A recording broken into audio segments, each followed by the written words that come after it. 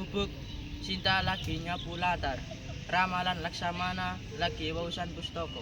Ing pojokan Rahwana lan Sarpanaka ndelik. Kakang Prabu, apa ora ngono satimu ndelok Sinta kuwi? Ayu nang dadi bojone Rama sing musuh adimu dhewe. Aku njaluk kowe bales dendam. Sarpanaka, kowe ora usah ngelingke aku. Sinta titisan Widawati, tresna sing sejati. Nanging aku ora bakal perang tanding karo Rama saiki. Aku butuh cara licik. Yen ngono, ayo digudha, aja Marica dadi kidang. Bener pikirmu landhep, adikku Marika. Menapa dawuh Prabu Rahwana? Nyamar dadi kidang kencana sing paling endah goda Sinta. Rama lan Laksamana lunga adoh. Sendika dawuh, mugi-mugi panjenengan enggal kasih.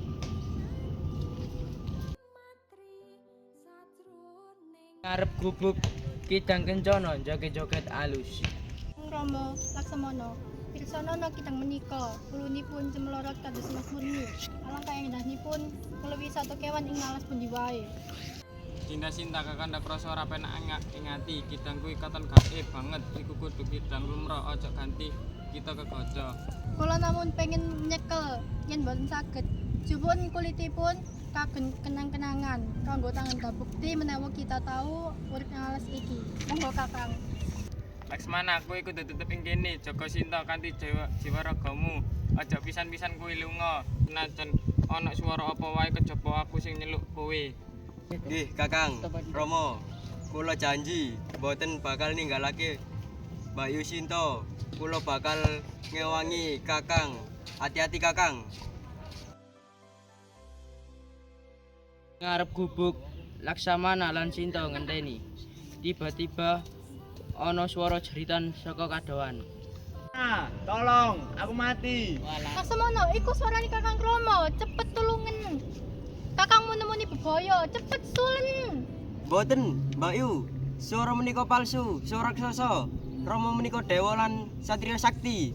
Mboten menika piyambak sambat karo kados ngeten. Kula kabeh netepi duwuh mboten saged ninggalake piyambak. Kowe ngarep-ngarep Rama mati supaya kowe bisa dadi bojoku ta.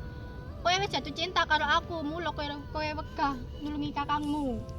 Kula sumpah yen kula neten duwe niatan ala marang Rama, kula bakal kena begendu dhewe. Nanging marang panjenengan wis ngina kula, nanti tumandak kene kula luwih milih neraka. Janji Rama.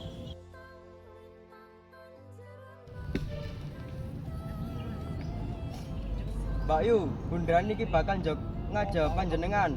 Aja metu saka bundaran iki. Aku bakal nyusul Rama.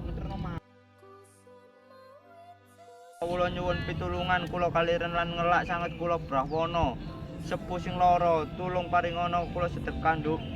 Rama Rahwana, kula badhe paringi daharan. Nanging kula mboten saged medal nanging bundaran menika monggo panjenengan nyidak mriki. Awak kula sampun kakunduk, boten saged mlampah yen pancen nduk ayu duwe welas kasih jupukna daharan king jaba bundaran iki. Sinta lulu njupuk daharan lan metu saka bunderan. Seketika Rahwana bali wujud asline nyekel Sinta. Rahwana, jejekel aku. Rama Laksamana. Percuma ora ana sing bisa nyelametake kowe, kowe bakal dadi Ratu Alengka. Ing langit Jatayu mabur ngoyak Rahwana. Rahwana, aja wani-wani kowe nyulik garwane anakku Prabu Dasrata. Aku koncone bapakne Rama, Baliya. Jatayu, kowe ora usah melu-melu urusanku. Dan kowe wani ngalang-alangi, kowe bakal mati. Jatayu lan Rahwana perang sedelo. Jatayu kalah, suwiwine tugel lan tiba ing alas. Rahwana terus mabur. Ora suwe Rama lan Laksamana teka maneh, nemokake Jatayu sekarat. Kowe kenapa? Sapa sing wani nglarani kowe?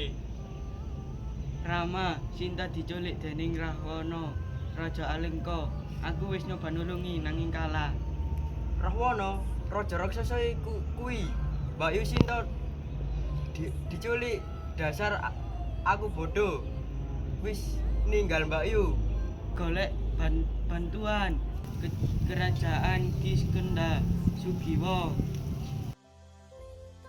Lungun Jatayu, kuwi satria sejati Laksmana. Saiki kita ngerti tujuane Rahmana bakal nampa piwales saka dosane. Kita bakal lunga menyang Kiskanda Sinda Kudu Bali. Sang